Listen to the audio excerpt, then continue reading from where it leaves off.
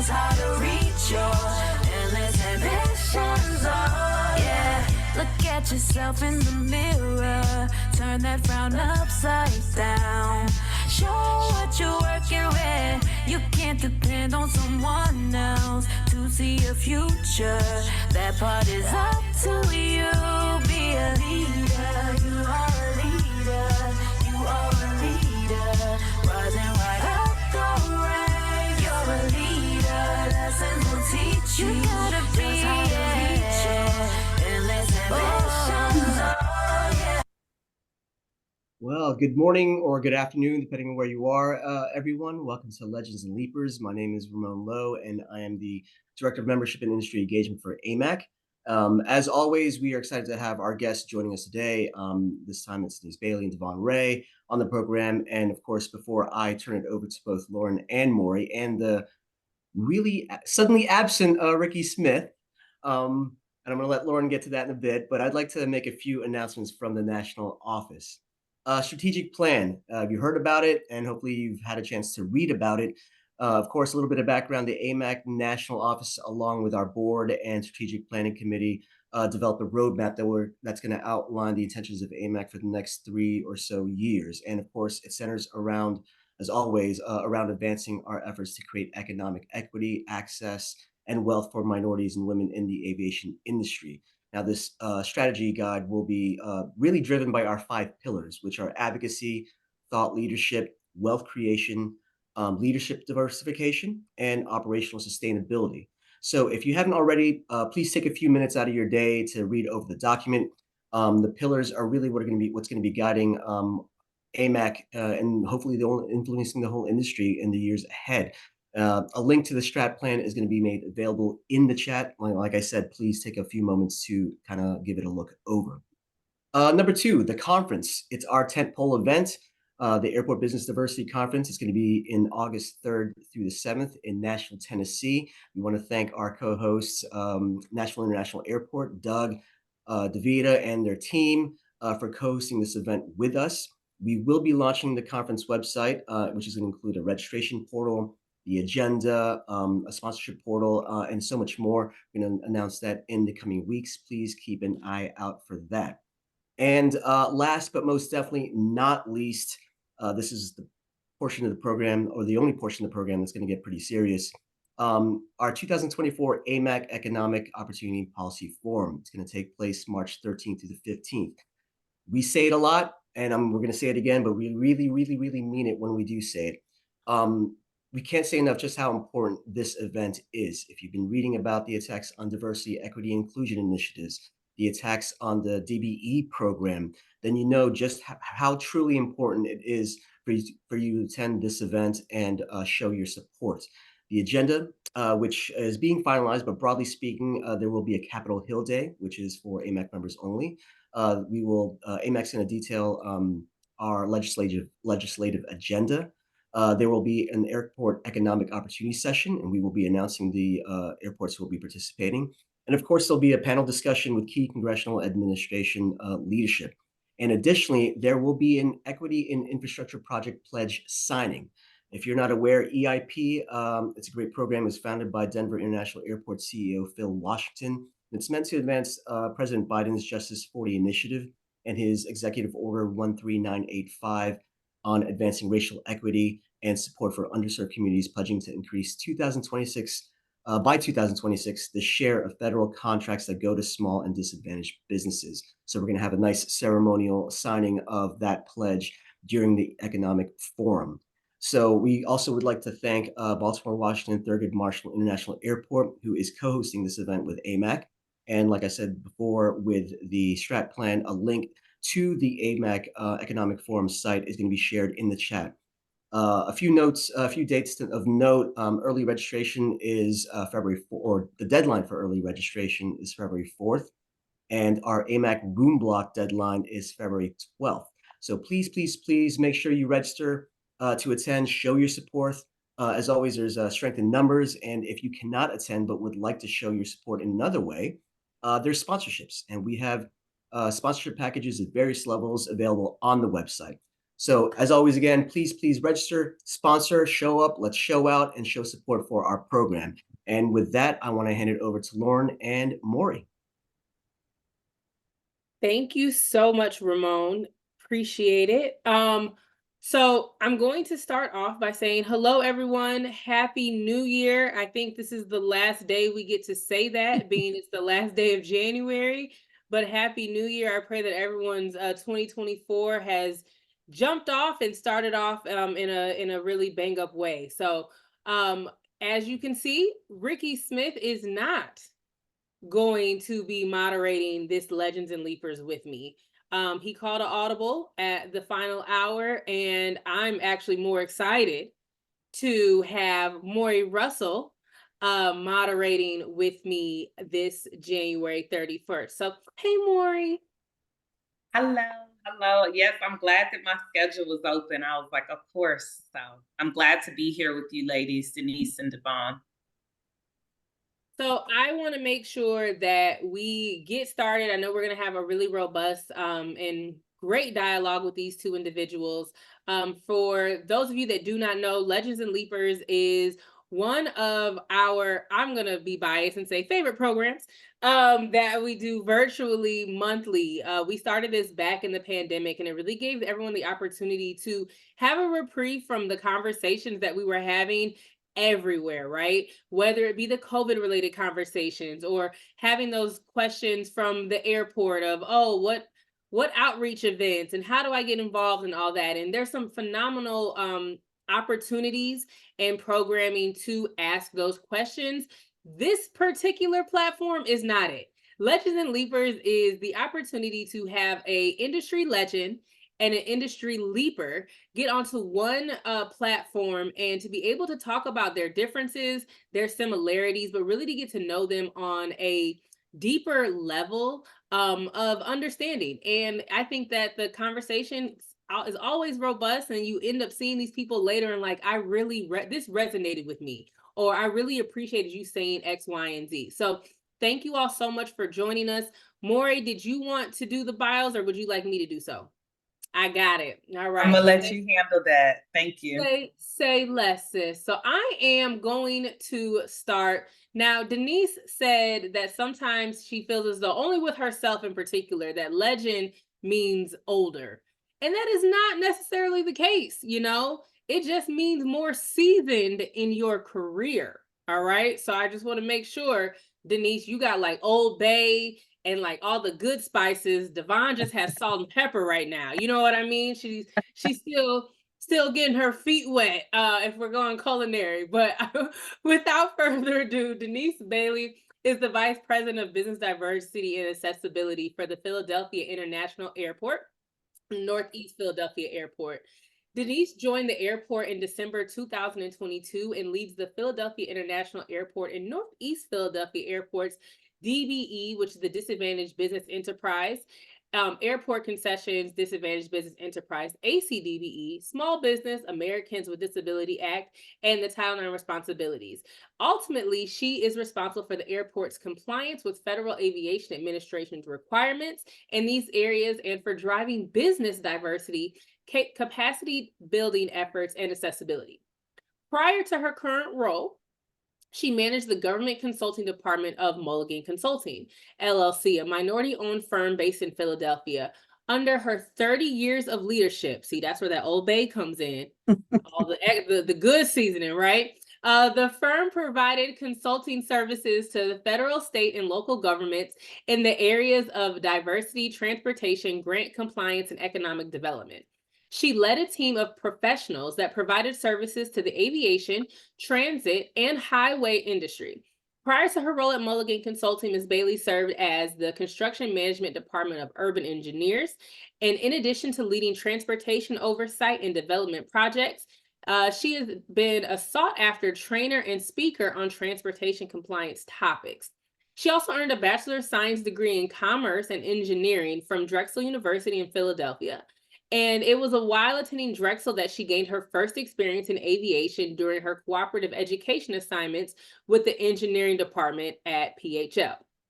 Her memberships include AMAC, of course, the Conference of Minority Transportation Officials, COMTO, and the Women's Transportation Seminar. Her previous appointments included the president of the Philadelphia chapters of Women's Transportation Seminar and as the finance and investment chair of the Fairmount Park Conservancy. Mrs. Bailey also serves on the airport's Department of Aviation Racial Equity Advisory Council. Now, I do want to say something. So I realize we talked about being seasoned and we talked about not being old, and I'm saying Old Bay. Now, that is a spice and a seasoning for those of you that do not know. If you're in the Baltimore or especially the Northeast area, you're very familiar. But if you like to cook, Old Bay along with Tony's is a staple in the kitchen when it comes to some prime seasoning, especially on seafood. So I had to preface that for any West Coasters that may not be as familiar, Maury. Yeah, and I grew up in Southern Maryland, so it means a lot to me. I know. Old Bay is for your seafood and all of those things. Yes. But it did at first when you said that, I was like, Bay. I thought you were actually calling her Bay. So I'm glad you clarified that. When I said it the second time, I was like, I hope they don't think me and Denise have something going on or that I'm calling her old, because neither are the case. And then I realized, let me clarify. Old Bay. Old Bay. So fun fact, I spent a lot of time at the wharf in DC, and if you're in DC and you're in Baltimore, you know that you don't eat any seafood without a whole lot of Old Bay seasoning. Okay. So I digress. We're going to get into the salt and pepper. Devon Ray. Yes. Is the Director of Strategic Alliances for Airport Concessionaire of Volta. She uses her vast sourcing experience to identify new ACDBE partners and vendors, ensure program compliance with FAA guidelines, and develop community initiatives. Under the leadership of Shelby Scales, VP of Strategic Alliances, she manages a portfolio of over 250 ACDBE partners, representing over $600 million in annual sales. Before joining Strategic Alliances, she was a part of the HMSHost supply chain team, where she centralized all procurement contracts, created the supplier diversity program, reduced supplier risk exposure by over 95%, and developed and implemented many efficiency initiatives, resulting in over $4 million in cost savings within her first 2 years. Prior to HMSHost, Devon held positions in supply chain and procurement with companies across various industries, including Reynolds Consumer Products, Midwest Vaco, Owens and Minor, Lowe's, Avon Products, and Caterpillar Logistics. She focuses on creating sustainable operations, sourcing diverse suppliers, and driving savings through more efficient operational practices. She graduated summa cum laude with a BS in Transportation and Logistics from North Carolina A&T State University, and holds an MBA in Supply Chain Management and Innovation Entrepreneurship from Penn State University. She attended both universities on a full academic scholarships. She is also a project management professional, a lead auditor, and a Six Sigma Green Belt certified in Transportation and Logistics, and ServSafe certified. The Ron Gomes has joined us as part of the Devon Ray fan club, and he wanted everyone to know that he is checking in. So, Devon, I take that back.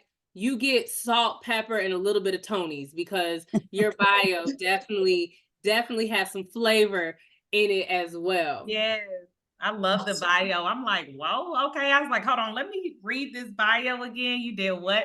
That's a great bio, Devon. Who put that bio together for you? I just have to start off with that question. I wrote it, so just looked at my resume and wrote it. Yeah. I think that's a testament of knowing how to sell yourself. So I love that, Devon, and like the proof is in the pudding, the savings, etc. I think that's an awesome like leaper bio. It's very strong. Thank you. You make a really good point, because a lot of times you hear leaper and you're thinking they're just getting started in their career, right? And then you hear a bio like that. And then, to your point, Devon did a phenomenal job of also kind of putting the proof is in the pudding. Like, I may be a little new to this, but I'm true to this. I've done all of these things, multi-million-dollar savings and projects. the world is her oyster, right? I'm just going on a seafood kick at this point. It's very interesting after reading those bios to really hear the similarities between both of your backgrounds.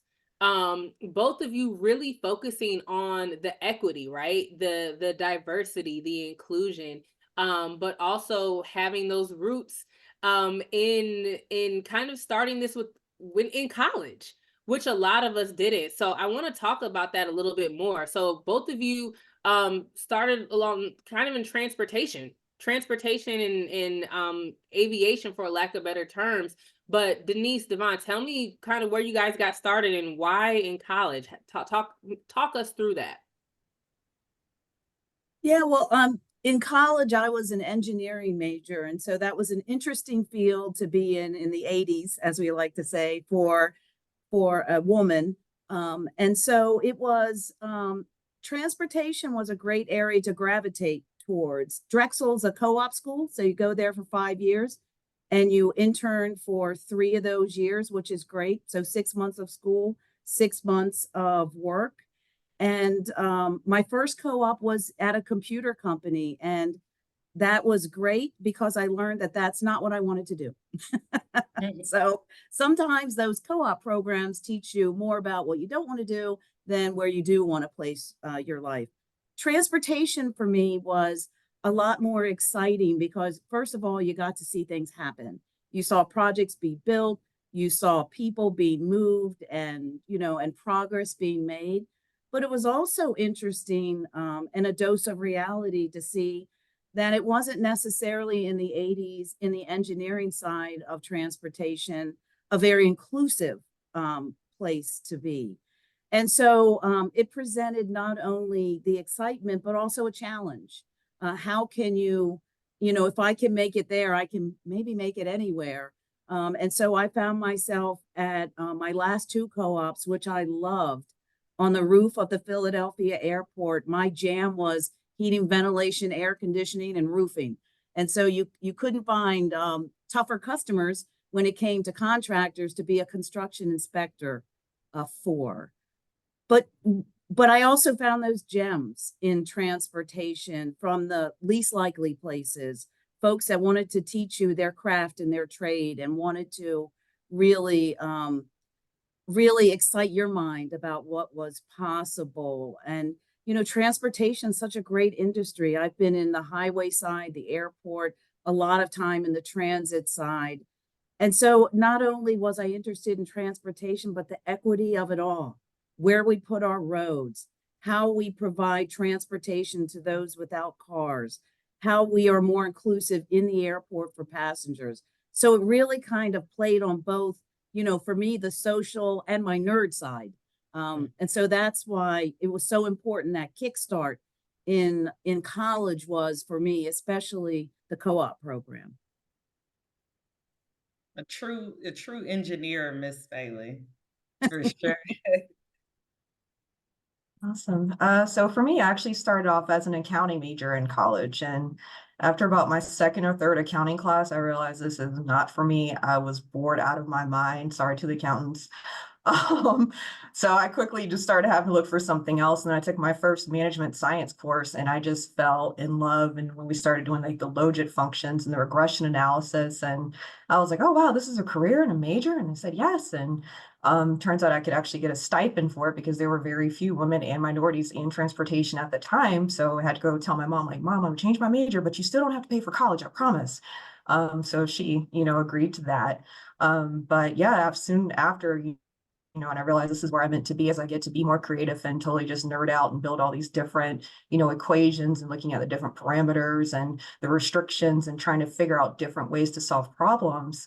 I knew this is where I was meant to be. And actually, one of my first internships was with Union Pacific Railroad. I actually started the relationship between North Carolina A&T and Union Pacific. And shortly after my internship, Union Pacific now recruits specifically from North Carolina A&T for students there. So I was very happy to be a part of brokering that deal and showing them what, HBCU students can do. So. Love that. That's great.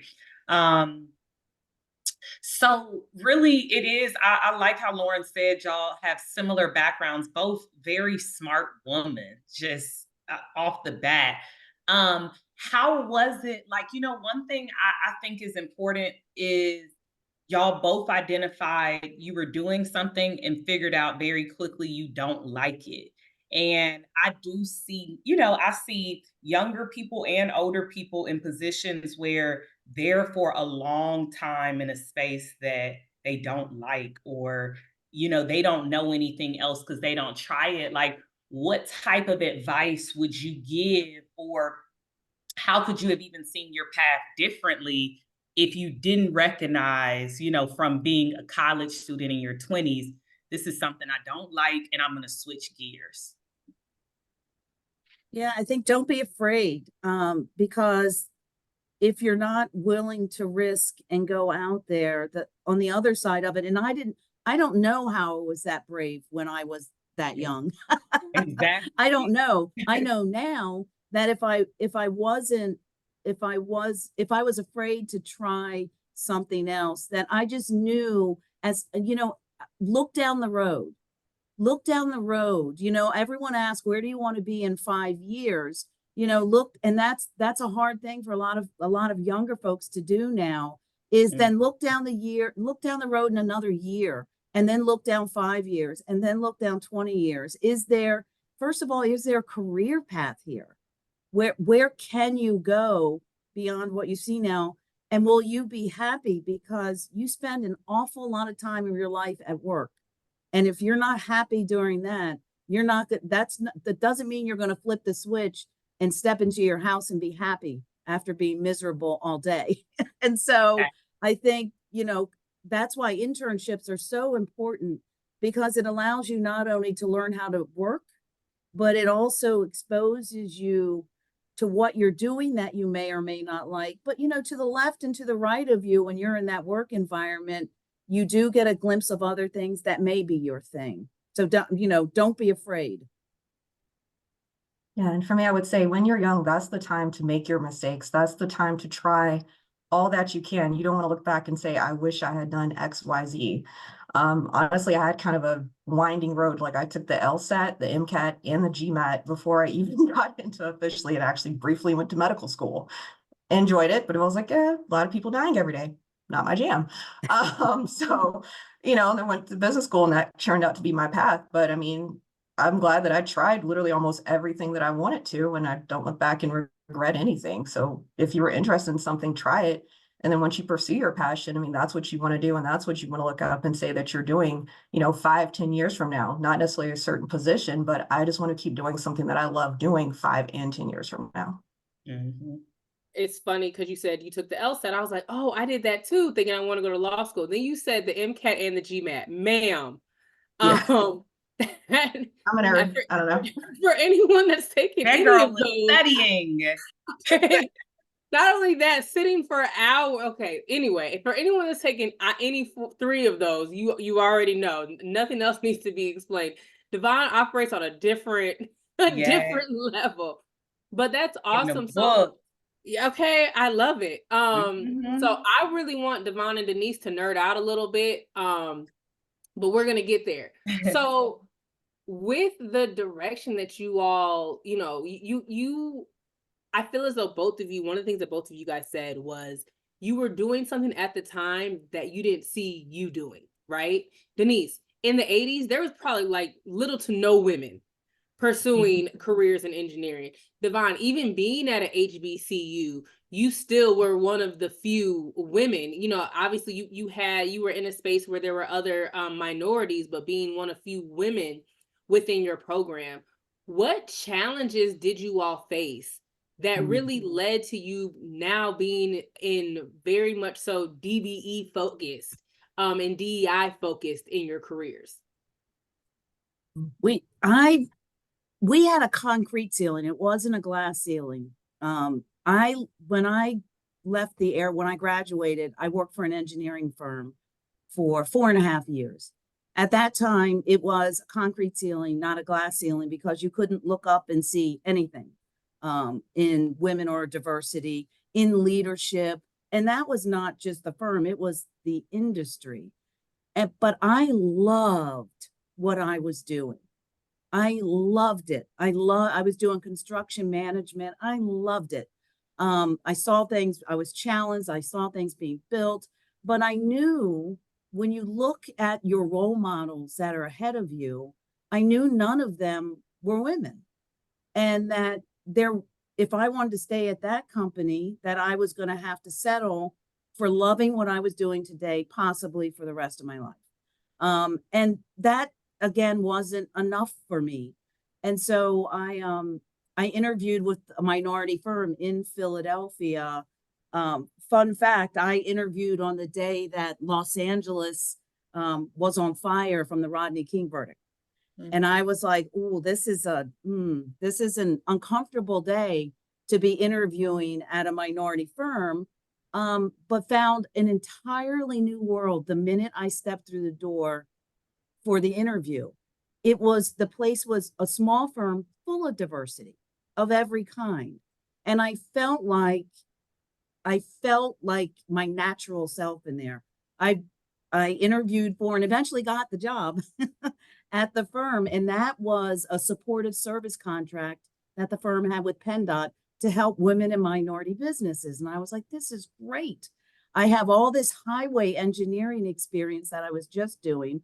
I have that social passion about equity and inclusion. This is the way to help bring my nerd self in to help folks and still keep myself challenged on a separate plane. And from there, it was not only that project that I was working on, but as I grew in leadership in that, I began to help that minority business grow, it became a total challenge in itself. It was successful, but I still got to use then every day, both sides of my head, my engineering and my schooling head, but also that social side of my heart to what I felt like was adding to the diversity of society and wealth and all the good things. Beautiful. That was beautifully explained. And I love the concrete, not the glass ceiling. And I just want to make this comment, Denise, that you said is like going into that work environment, like you felt like your natural self.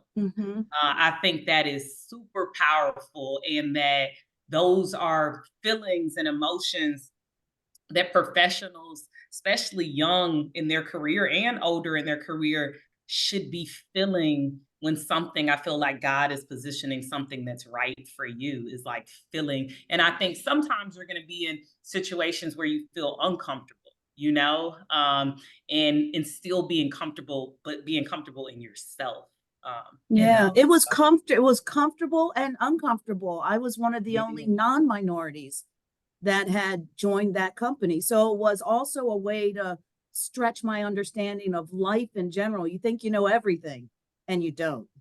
Exactly. And when my co-moderator Maury said old in your career, she meant seasoned. Yes. Yes.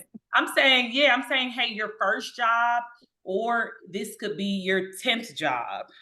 It could be 5 years in the game. It could be 50 years in the game. I'm just saying, being comfortable, being uncomfortable. Because there's people that have been 50 years in the game and still hate what they do. But to your point, that's been their lane, that's been their space. No, that you made a very good point. I had to mess with you. Go ahead, Devon. So I would just say throughout my life in general, we moved a lot. So I was always made aware that I was different or that I was Black. I even think about middle school, high school. I was the first non-white student in the school. So I remember literally stepping into class and like everyone, including the teacher, turning around and just staring at me. It was the most awkward feeling ever, honestly, being new to a city and everything else. And then moving on, that was a big reason as to why I went to an HBCU, because I got tired of being the only one. And then from there, again, transportation major, a lot of the companies that I started off with, I was the only woman in the entire company, in the entire building. So there were a lot of interesting situations that I ended up dealing with as a result of that. And at times, if I wasn't the only woman, then I was only a person of color. So I was always made aware of, hey, you're unique, you're different, you're standing out in different ways. But I would just say, kind of going into one of my first jobs, even how they kind of dealt with, differences itself. Like I actually had someone leave a noose on my desk at one point. And I was told by HR that, hey, you're being too sensitive about that. This guy's retiring in 3 years. Like, why don't you just let him enjoy his retirement? So after that, I started becoming really fired up, right, Yeah. about stuff like that. Like, this is completely unacceptable. And I was really young then. I was like, okay, now we got to do something about this. So then that's also when I first started getting my first entryway into supplier diversity specifically. And I'm looking at, these large contracts that we're doing for these, majority owned corporations. And then I started learning about supplier diversity and looking at, okay, mentor protege programs, how can we help level the playing field, right? So that other people don't have to go through, a lot of the same situations that I'm going through. And from there, once I realized and saw like the first people, making their first million and then becoming their first 5 million and becoming the largest in the industry for that and saying, okay, I had something to do with that. I was like, this is where I need to be. So. Love That's that. that's powerful. That's powerful. I think I'm thoroughly enjoying this conversation. Denise, we've met before. Devon, I've known you for forever, and I love Legends and Leapers because you get to have these conversations and on this platform, and you learn so much about people. So I'm hearing new things, and I'm just literally, you guys, like my mouth is dropping, and not often am I speechless. But that's happening right now for me. And, I don't want to get too far in the weeds, but Denise, one of the things that you said is that you interviewed at a minority company on the day of the Rodney King verdict. Mm-hmm. Devon, you just talked about how you literally had a noose on your desk. I wanted to get into that a little bit more because I don't know if everyone is feeling or understanding. Denise said it was a cement ceiling. So the way that you two have just slowly chipped away is absolutely phenomenal, whether it was back in the 80s or it was in 2000. And I really want you guys to like dig a little bit deeper here for me and kind of get into the mindset of where you were in those moments and like what you had to go through mentally. Because we always talk about the surface, right? But kind of dig a little bit deeper. I mean, make sure there's tissues present, but dig a little bit deeper and like let's talk about like that mindset of going into that and like the feeling, because there's a lot to that and people really need to hear it because someone else has been there. For me, it was just pushing through the fear. It's just I was uncomfortable going in, but pushing through uncomfortable. But anyone who knows me knows that I get very fired up about a lot of things, especially what I see as injustice. However, I've been helped by a lot of people. When I did that interview, and what I have found most about, especially small minority-owned firms, is that they judge you less on what they see in front of them than what you can bring to the table. They're looking for folks that can, help them succeed. They're looking for talent. They're not looking at you as a number, a statistic, a color, a gender. And so that to me was really refreshing. And John Milligan taught me something I still remember to this day, and that I've used the 30 years with his company and today, is that what he was always looking for in his company as employees and leaders were entrepreneurs. Your background was less important than your fire and your perspective, and so to think about, how I know he was taking a chance on me. He was like, there's this small white woman who's going to go out there and talk to these big construction contractors about getting, he's the one that took the risk. I'm sure he was more frightened than I was at the prospect of me actually working for his company. But, he was as big a risk taker as I was. And so were some of the other folks that, that helped along the way. And for those people, they were the ones, that helped me say, do I have the mental capacity? Do I have the aptitude to do this? And if I was like, yeah, I do, I was like, well, do I have the attitude to do it? You know, sometimes that is actually breaking through your own fear and saying, you know, it's for folks that are successful. And a lot of times in our history in this country, that has not been women or people of color. They naturally can go out and pretend to be something before they're that something. And oftentimes we hesitate and pull back. We want to be 100% perfect and prepared before we even try it. But there have been some key folks at the airport when I was an intern at Milligan that have said, you need to, you know, put your body there and your head will follow. And sometimes that's what you need to do. And so you know, that's how I break through my fear every day is, all right, I'm just going to put my body there because my head is like, I don't want to go there. But if you put your body there, your head has to follow. Yeah. Denise, were you, I just want to know, because, you know, a lot of people can listen to you and say, dang, I wish I could think like that. Who instilled this in you? Where did this come from? So, you know, what's really strange is I grew up on a tobacco farm in Maryland. And then my parents, for some reason, I only applied to one school. That was Drexel, an engineering school in West Philadelphia. And so I didn't know it I spent all my teenage years trying to be not like my mother. She was a housewife. She never had a career outside the home. She was not, you know, she wasn't, you know, like big cerebral, like she wasn't a big reader and things like that, but she got things done. And I realized that she too was braver than me to dump her child in the middle of West Philadelphia and say, yeah, you got this. And so it also came from a history of school teachers. My grandmother was a principal when women were primarily teachers. My father was a teacher. And so, you know, you grew up in this very work hard and get it done kind of thing. And then from left field, my mother allowed me to go to Philadelphia. She saw something in me, and that's what we all have to rely on. When somebody sees something in you that you don't see in yourself, believe them. Yes. Because oftentimes they're right. And so that's, I have to give full props to my mom, not for anything she did, but for kicking me out of the nest. A tradition I have carried on. Look, come on. I want to, again, we like to take educational moments for those that are not as familiar with Philadelphia. Denise said West Philly. So the next thing you should have said in your head was born and raised on the playground where I spent most of my days. So if Will Smith and the Fresh Prince of Bel-Air's mom had to send him to Bel Air, you know what was going on in West Philly. So little old Denise. My mother sent me there. Get you to West Philly before, the Fresh Prince was getting booted to Bel Air. So yeah, you are nothing to play with. Okay, I love it.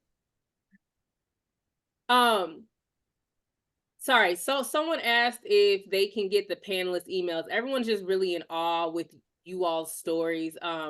Denise, one of the things that you just said was, do I have the aptitude? Do I have the attitude? And that resonated with me. And then also Adrian just said, put your body there and your head will follow. Those are phenomenal words of encouragement. Devon, I want to open the floor up to you as well and really go back to that initial question, getting into the challenges, and really also feedback off of Maury's question is like, who was it that helped you get through all of the adversity? And really, I'll say the cement ceilings as well to an extent within your career. Yeah, I think also, like Denise was saying, mentors are definitely and have been key throughout my life, especially, as these, people are really throwing like cars, boulders, everything at you, trying to keep you down. Of course, like Ron Gomes, Shelby Scales, and actually a lady named Angela Wilkes also have been tremendous mentors in my life, particularly making sure that I don't have, emotional reactions to some of these things that have been, pretty tough to get through. And I know this one thing she always used to say, you know, baby, they can do whatever they want to you, but they can't outthink you. And I've always thought about that, and it's been true because a lot of the things that I've been able to kind of get around these situations has been through my own thought process and kind of my own strategic thinking, where they've been placed in situations that, you know, end up making me come out on top just because they were focused on, you know, how to keep me down versus on how to elevate overall. So I was very thankful for that advice and the assistance overall that people help you to get through things ultimately. Your adversaries to your footstools. I love it. So, and I'm in awe, and I have these questions, and then you say something and I'm like, oh shoot, what was the question that I wanted to ask? Both of you are very, very unique individuals. You know, a lot of people, especially with your backgrounds, they are just straight analytical thinkers. And they're only using that one side of their brain. Both of you are using literally both sides of your brain all the time. You're dealing with people, but you're also, like you said, you're nerding out as well, which not everyone has the ability to be able to do that. What do you do either throughout your days or in your downtime that really helps keep both sides of your brain moving and stimulated? I can A go. lot of bacon. Because it chills me out, but I use my math skills. So for me, I also like to paint. I play the saxophone. I'm also a Pilates instructor. So I've always been kind of both left and right brained. Overall, I actually used to win art contests when I was little. So I've always just used both sides of my brain in general. So It's funny. I extrovert at work and I introvert at home a lot. You know, it's like, Yes, that's me too. sometimes it's all gone from me. And that's why I like to sit and chill, bake, do something. So I'm not doing nothing. I can't do nothing. That's another problem of mine. Sleeping, obviously not my thing. But something that just puts the brain in park for a while. So you can not use your brain so much. Yeah, when I have really stressful days, I just go home and play the sax for like a couple of hours and it just chills me out. So that girl said Pilates, saxophone. No, she said Pilates instructor. That means I she's knew, There you I didn't go. know she's a Pilates instructor. but you know what I mean? In On top Nashville, of the I'll bring the saxophone. cookies, you bring the saxophone, and then we'll all do Pilates. Exactly. let's do it. That sounds perfect. I Somebody- love that. And then I'll bring my bartending skills, and then we'll literally be a party. Very We're necessary. ready. Oh my goodness. So go ahead, No, Maureen. I want to ask something because Devon, I know you I think before the pandemic we were working closer together with you know, AMAC, just future leapers and stuff, and you were a part of our committee. And then I remember, you know, when COVID happened, you got furloughed like many people, right? And me and you were still chatting like through Instagram and stuff. And I want to see, like, I do want to know where you were at that time, because I remember even kind of asking you about something, and you know, it seemed like I don't know if that's when the Pilates instructor picked up, but like, what was that moment like, and how did that shift you coming back? Because when I looked at your bio, it was like you were in one role, then you came back in strategic alliance. So can you just, you know, not to go into that, but just really telling us where you were at with that and how what you've been through has kind of took you through that moment? Yeah, so during the pandemic, I actually ended up working for Reynolds Consumer Products, and I went back to just pure strategic sourcing of like just commodity items, like everything from titanium dioxide to like integrated metal products, and going back more to, I guess, the chemistry side of my brain that I've also been more into. Also, I'm working a lot with chemical engineers and things of that nature. But again, my heart has always been at diversity. So I actually started the supplier diversity program at Reynolds Consumer Products, which is another 100+ year old company that hadn't really looked at diversity because they didn't necessarily have a reason to per se, right? So I was happy to be a part of that process for them and actually laying out a framework for them to look at diversity on a deeper level overall. But also, yeah, you're at the, you know, during the pandemic, you know, we're working from home 24/7. I'm like, man, home is boring. It's just me here. I'm hearing echoes in the house, you know, and that's also, so I guess another adversity. So I was also at a point in my time, I was in a wheelchair for about 4 years and I just couldn't walk. And so that's actually how I first got into Pilates. But also around that time, a little bit before the pandemic, I started having back issues and kind of other walking issues associated with the injury from when I couldn't walk. And so that's when I started studying Pilates on a deeper level, and wanted to figure out how to better heal myself on my own. And so that's when I went ahead and became certified as an instructor. Overall, and I was very happy with that. And I was able to, heal back, get rid of my back issues, and then also help others who were having issues similar to mine.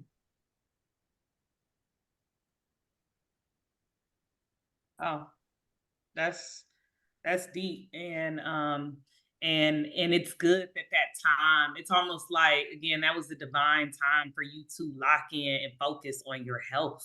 You know what I'm Yeah. saying? And I lost like 20 pounds. It was great. So yeah, girl, you look good.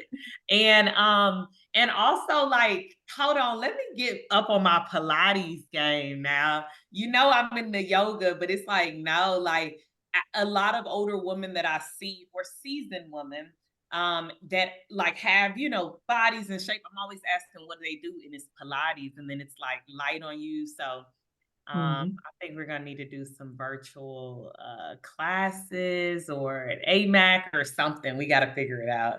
let's do it. I'm down. So for those, I was gonna also say in my Pilates classes, I'm at postpartum Pilates has been great for me, and there are a lot of seasoned women in my class, and they look amazing. For those that don't know, Maury is also the owner of Ollie Fit, so she just really went into a whole tangent there as far as physical and mental health. But no, Devon, I'm glad to have you back. It's one of those things that, a lot of times, life happens, right? And I remembered, like Maury, we always stayed connected throughout that time, while you were pursuing other things, during the pandemic, after furlough and whatnot. And I knew you were going to be back.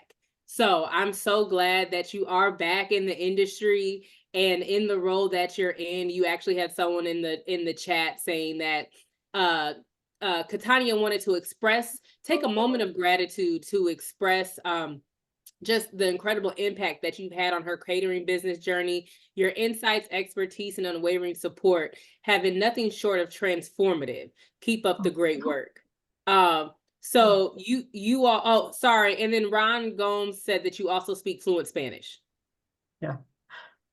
So if you guys have not seen the chat, or if you cannot see it, Devon does have a full fan club in there, as well as Denise. Quite a few people from Philly's airport are in there and just being touched and moved by everything that you're saying.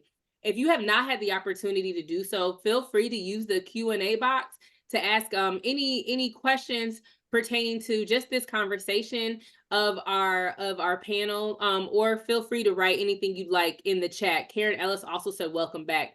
Denise, I want to get back into, and I want to get back to you for a moment, and really, Devon, this question is for you as well. So we are all women on this panel because Ricky called an audible, so he missed out because he's amazing. He was afraid. Okay, he knew what he was doing. That he part. knew what was about to go down. Okay, he's not slick. He thinks he is, but he's not. We're on to you, Ricky. So a lot of times, we talk about all of the things that you all do. Denise, you are a new grandma. Congratulations. Thank you. Devon, you also wear many, many hats, as we've seen. But outside of, you coming home and playing the saxophone, we talk about work-life balance. It's not really a thing. We just kind of have to have the synergy, right? Outside of eating bacon, what is your balance? What is your release? How do you keep everything kind of, sane, for a lack of better terms?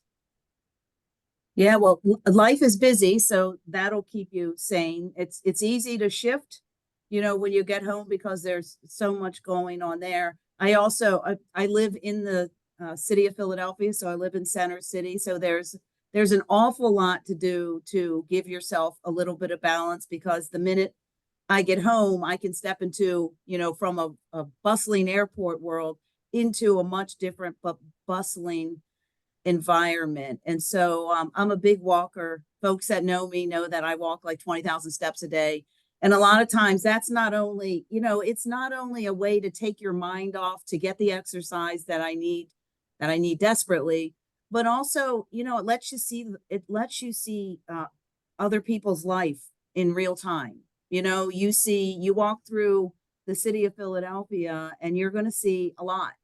You're going to see beautiful parks. You're going to see folks that are having economic issue. You're going to see unsheltered folks. You're going to see folks that are coming out for a great time in the city. And so, people watching for me is a great work-life balance, even the people I'm with, so it's to have a life, a completely different life out of the workspace. And I love going to conferences and hanging out with all of my work related folks, but I don't do a lot of that in my personal life. Like there is kind of I don't socialize a lot with the folks that I work with, not because I don't love them, but because I spend a lot of time with them and they're probably sick of me also. So it is just getting out there and seeing, the world. And when you're living in the middle of a big city, you can't help but see a huge slice of the world every day. You walk out, the good, the bad, the neutral, the beautiful, the surprising. So that's what I really do, is just try to experience the world more when I'm not at work. I love that. And the world around you. Also going Yeah, back. but I'm never happy because I do accessibility at the airport too. So everywhere you walk, everywhere you go, every trip you take, every public transportation area you're in, you're always looking for, From that lens. is that Yeah. accessible? I wonder if that's a minority vendor. So it's Yeah. almost like a game too, to play with your, it's just as you go through life. I feel like that can be said for all of us in this industry now. Like you can never travel the same. We were in Panama and I was talking to someone that we got to the airport and it was really, really well lit. And someone was a previous CEO of an airport. He said all he could think about was how much they were spending on their light bill. So it's just Exactly. I think, when you're with work friends or just industry friends, it's hard to turn it off. Yeah. And so to be able Exactly. to just go out in the city and explore and experience, it's home, but it's a different level. So that's totally, I love that. I need to get out and explore Phoenix more. I think Maury does a great job of getting out and around Atlanta and biking and being I'm about active. to do a lot of walking with this baby. Yeah, for sure. Devon, go ahead. So saxophone, Pilates, is there anything else that you haven't, are you going to say, I also am a private chef for celebrities? Like only on the weekends. No, kidding. No, I think the main thing for me is just working on being more mindful and present in the experiences, especially, with traveling all the time and, seeing all the beautiful different cities and airports. I mean, just looking outside and just taking in the beauty that is around me versus always just go, go, go, go, go, go, go, right? And then also, like you said, Pilates also. So making a point to work out every morning, like that's my me time, right? So every day I have an hour that's dedicated towards me and me, pushing myself to the limits. I don't have to think about, what someone else wants or needs. That's just me. Because the moment I turn on my laptop, my computer is just buzzing, ringing, pinging. Somebody needs something, literally, from like 9 a.m. to 3 o'clock in the morning. So it's just always being mindful of making sure that I have that time that's dedicated to just me and being mindful and present and, taking in the glory of all that I'm seeing and that's around me. that's absolutely beautiful. It is 12:53. Ramon has not jumped back on yet, so I'm gonna keep going. Yeah. Maury kind of alluded to it a little bit, but actually no, I'm gonna put a pin in that. Maury, did you have any other questions before I go? I think my final question is just like, we're speaking of legends, leapers, right? So like to me, a legend, like you have something people remember you for. And if you're leaping, you have something that people are remembering currently and knowing that you're going to that legend stage. So I want to ask, like, when it comes to your legacy or what you want to be remembered for, like what is that for you both? For me, it's to leave this place better than I found it. And whether this place is this earth, this job, the house, you know, it is, what can I do beyond my job? Is my, you know, a lot of times we get trapped in the figures and the X's and O's, but are you making a difference? You know, when we, and a lot of times now we're looking at, are we making a difference in helping to grow these firms beyond just some of the programs that are out there? Are we making a difference to making one passenger's travel easier through the airport? And so it's like, we are so sometimes bogged down in the answering the questions and the bell and the negative things that you hear and see all day, that we don't stop and celebrate the successes nearly enough. And so, you know, our CEO, Anna, has always encouraged us and really told us that we need to stop and express our gratitude. And so, you know, I want to be known as being grateful for, you know, for the difference that folks make, but also grateful for everyone that still is making a difference.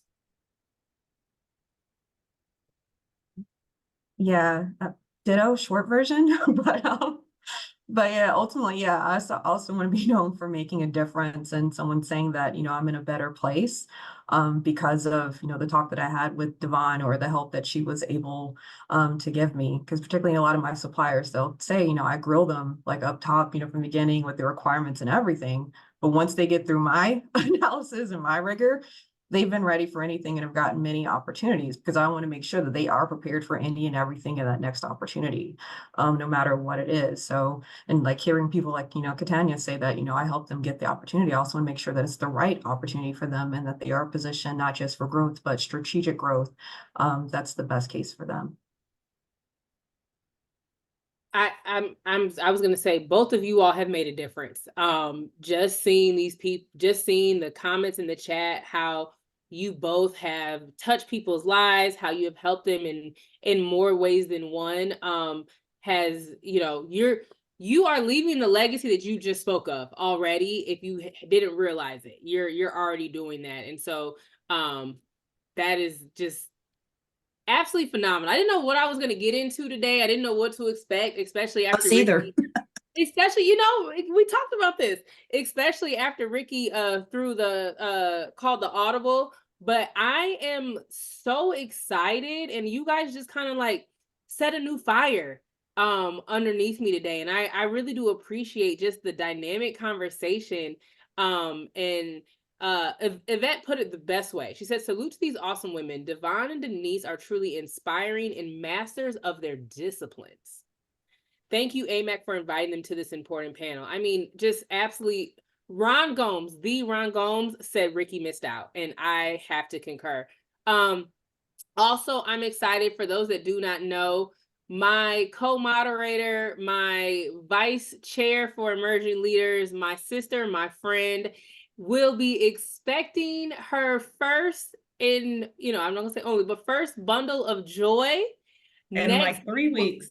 Next month, in 3 weeks. So you may not see her as much for a little bit. So I'm actually really excited that Ricky bowed out and that Maury timing was right, available and looking absolutely beautiful. When I was doing 3 weeks, you could see it in my face. Maury looks like, you know, she's just glowing and growing.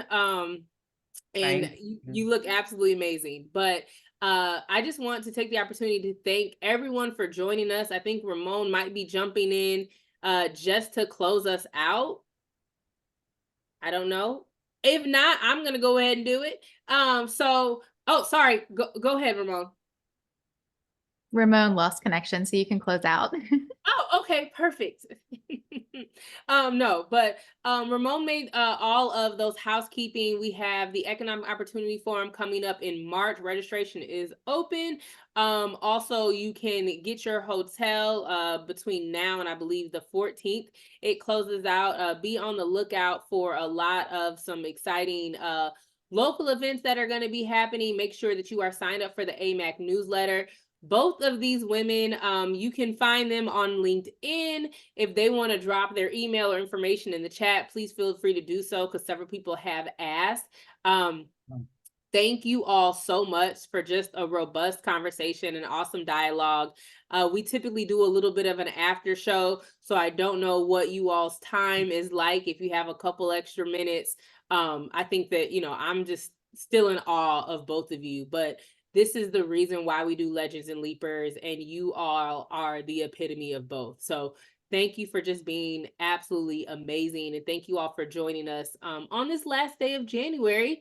And we'll see you for Legends and Leapers in February for sure. So thank you, thank you, thank you. And if you guys want to stay on, I do have a couple questions. I want to get into the nitty gritty. I know Maury has Pilates questions as well. Yeah. Well, and I just want to make a comment too, like Devon, we look forward to, as your time permits, being a part of emerging leaders. And then I know there was a young lady who said she's 33 years old, and she was inspired from this call to join AMAC. Let's see, Susan, we are very excited to have you join. And also any interest that you have in the Emerging Leaders Committee. I think you can find all that information online. So she's a 33-year veteran PE in the airport engineering industry. Okay, well, all of you others out there that are leapers, and even legends that have young leapers in their business, in their airport that they want to recommend, we definitely want to make sure we're continuing feeding into those leapers and making sure they're part of emerging leaders.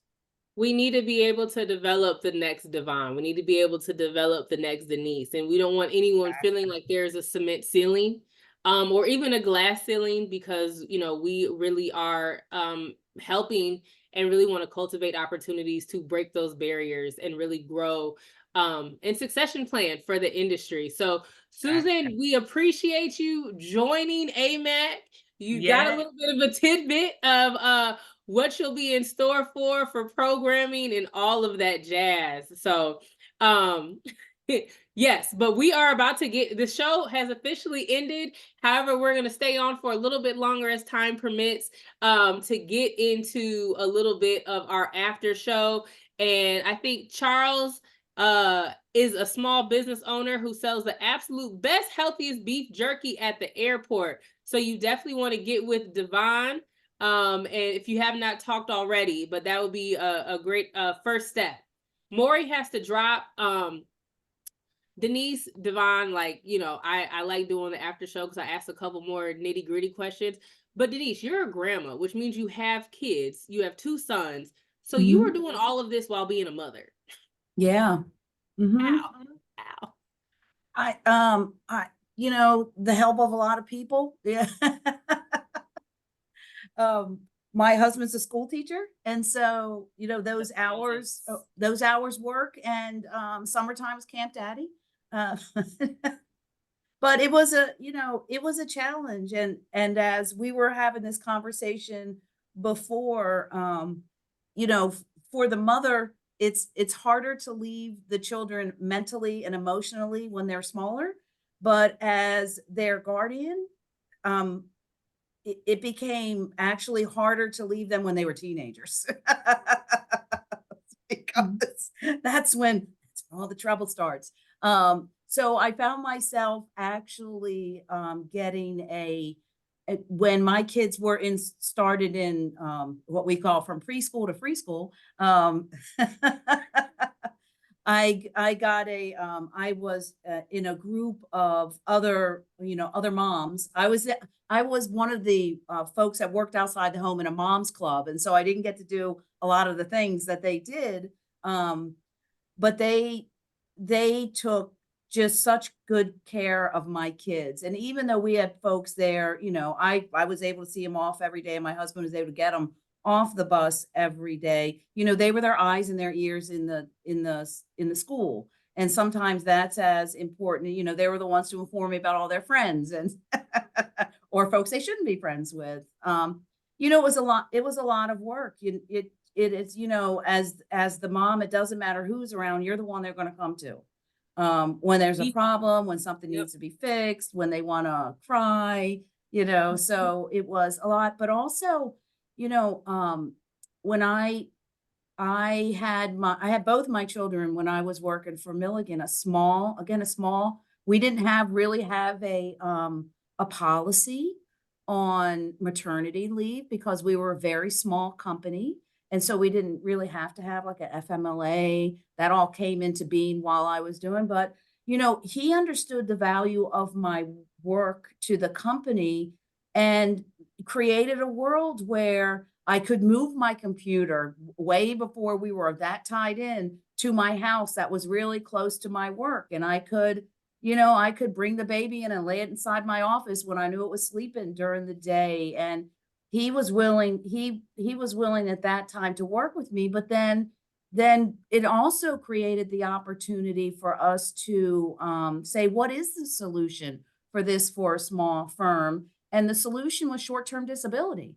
You know what I mean? To be able to offer something to keep those people engaged, to keep them earning. And I was so successful with my team at Milligan because I had a team that consisted primarily of working women. And the thing that I found out about working mothers, not working women, working mothers is they work twice as hard because they're trying to make sure you know they're still working hard and taking care of the kids. And so there's a lot of folks that say, oh, you know, if they, you know, reach the childbearing years, be careful. Myself and my team seemed like we worked twice as hard just to keep up and demonstrate. I mean, partially that's kind of like our mental flaw that we thought we always had to over demonstrate that. But, you know, it created a confidence because if you can balance a job and children and a marriage and parents, that creates a strength in you that it's like you can throw it all at me now. You forgot the last part, and keep your sanity. And keep your sanity and still laugh. Yeah, right. Exactly. No, and this was at a time when, you know, the stereotype was, oh, you know, like you said, childbearing years, or oh, they're not going to work as hard, or the child's always going to be, you know, it was kind of like a don't hire a mom type situation. So that's awesome for you to have a team. But you kind of set yourself up with what we call it. You know, we call it work-life balance, and that's just not a reality when you're a working mother. No, it's not. There's not a balance. Are you kidding me? There's no such thing. It's work-life chaos. But you make it work. Chaos. It's like the balance part's a hysterical part. I call it synergy, and chaos is a way better term. So you created a program you created this opportunity within your company. And then Devon, you mentioned that you created, and we talked about this before, but you created the diversity program in the 100-year-old company that you were at in your we'll call it your gap years between Avolta and Host. Yeah. So was the company open and receptive of what you were trying to do? Like, what did that look like? If you just quickly. So the company was a lot of old white men, as well as the leadership. But I think that's also where finding sponsors and mentors come in, right? So I ended up finding, I think they started calling them the Council of 12, and they were the highest ranking Black and minority leaders within the company, right? And we all and I would meet with them to talk about what initiatives needed to take place. And from there, I started getting the support I needed to push this opportunity forward and then actually present to the CEO what a diversity program would look like. And then they later hired a chief diversity officer, actually. So kudos to you, because you said several things there, right? Like we're in the aviation industry. We're used to, historically, it's older white men, right? One of the things that you mentioned, though, you were saying that there was the 12 individuals that were high-ranking minorities within the organization. And for whatever reason, maybe they tried, maybe they thought about it, but they never implemented or executed a diversity or minority program within the organization for suppliers. And then here you come in less than 2 years, being young, being vibrant, you know, being in the industry, being in a new industry than where you just came from, and implementing that and executing that and just completely changing the dynamic of the organization that you were in. So kudos to you. And I hope that that is a little bit of inspiration for anyone, seasoned or otherwise, within their organization, just being the change that you want to see and being able to identify, hey, we're missing this within our organization. What can we do about that? And actually making it happen. So kudos to both of you guys. Thank you all so much. Again, I'm just excited to see you all in person, whether it be sooner or later in Nashville, and just love on you and thank you for being you. And just thank you also for being open and willing to tell your story, and just us learning more about you, and just inspiring so many today. So, and inspiring so many all the time. So thank you guys so much. Thank you everyone that stayed on. Hopefully you got a little bit in these last 10 minutes, but again, blessings all 2024. And we look forward to seeing everyone hopefully in March in DC for the Economic and Opportunity Forum. So thank you all so much. Be blessed, be safe, have a good one. Stay warm if you're in a cold climate. It's 78 degrees here in Phoenix. So you know, That's nice. there's that. Robin. You all have a great one. Thank You you too. so Thank much. you. You too. Thank Bye. you. Bye.